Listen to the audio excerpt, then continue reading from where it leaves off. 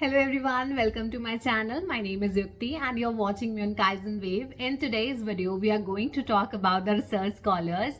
Are the research scholars really the scholars, or they are just unpaid workers?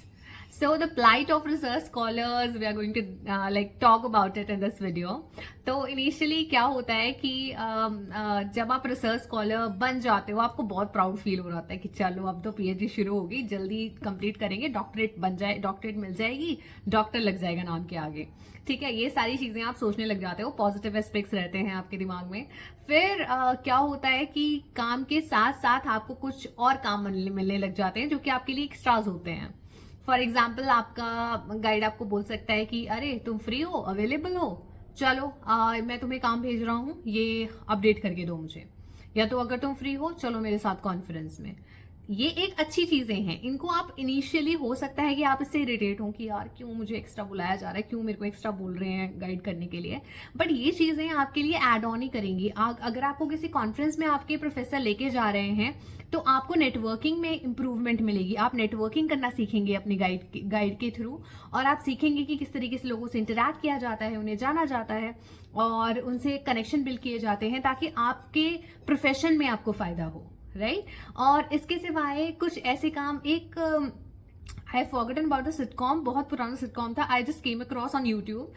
One of my seniors suggested me and there were some memes related to it जो circulate हो रहे थे, तो उससे related था। उसमें इस तरीके की प्लाइट दिखाई गई थी रिसर्च स्कॉलर की कि उससे सब्जियां मंगवाई जा रही थी, उसे कहा जा रहा था मेरे बच्चे का होमवर्क कर दो, ठीक है, या मेरी डॉटर है उसको पिक कर लो, है ना, इस तरीके की चीजें, या मेरे साथ वहां चलो, सब्जियां लेने चलो, इस तरीके के काम किए जाते थे। तो अगर आप पुराने लोगों से बात करेंगे या तो अपने एल्डर्स से बात करेंगे जिन्होंने पीएचडी की होगी, तो उन्होंने भी कुछ इस तरीके के काम किए होंगे।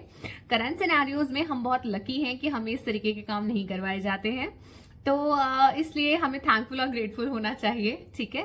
और अगर इस तरीके के काम आपसे करवाए जा रहे हैं तो आई अंडरस्टैंड कि आपको बहुत ज्यादा बर्डन फील होता होगा और लगता होगा कि क्यों ही कर रहे हैं हम पीएचडी, अगर हमें ये इसी तरीके का मतलब वर्कर टाइप ही बनना था तो, है ना। तो ये सारी चीजें होती हैं जब आप एक रिसर्च स्कॉलर बन जाते हैं। और करंट सिनेरियोज में कहीं कहीं पर दुखद स्थितियां भी हैं जहां पे आपको अच्छे गाइड नहीं मिलते हैं और एज अ स्कॉलर आप सफर करते हैं, वो चीजें भी देखने को मिल रही हैं। तो place to place person vary कर सकता है, हम एक सोच लेकर हमेशा नहीं चल सकते, अलग अलग तरीके के हमें लोग मिल जाते हैं।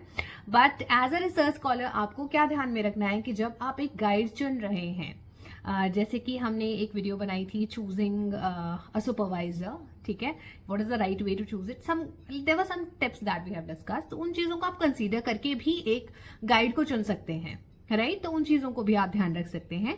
और उससे क्या होगा कि अगर आपने प्रायर रिसर्च की होगी अपने गाइड के बारे में तो आपके लिए ही वो फायदा देगा, राइट। तो इसलिए कोशिश करें कि उनके बारे में पहले जाने ताकि आपको आगे जाकर दिक्कतें ना हो, ठीक है।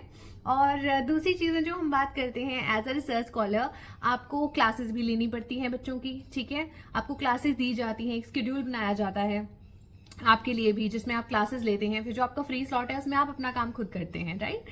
तो वो सारी चीजें रहती हैं।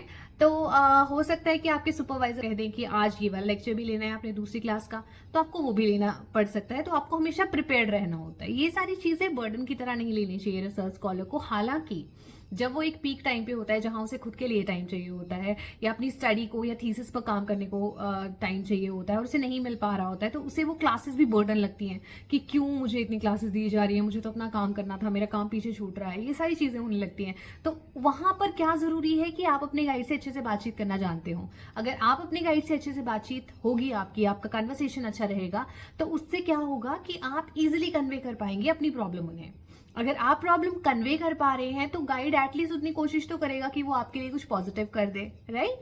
तो इसलिए कम्युनिकेशन बहुत जरूरी है। तो अगर आपकी प्रॉब्लम्स आती हैं तो आप उनसे शेयर करें ताकि आपको एक आउटपुट मिल पाए, या कुछ ना कुछ एक उससे कोई बीच का रास्ता हो जो कि आपके लिए हो, जिसमें आपको अपना काम भी मैनेज हो जाए और बाकी चीजें भी आप कर पाए, right. So that's all in this video. Stay tuned and keep watching. Bye bye.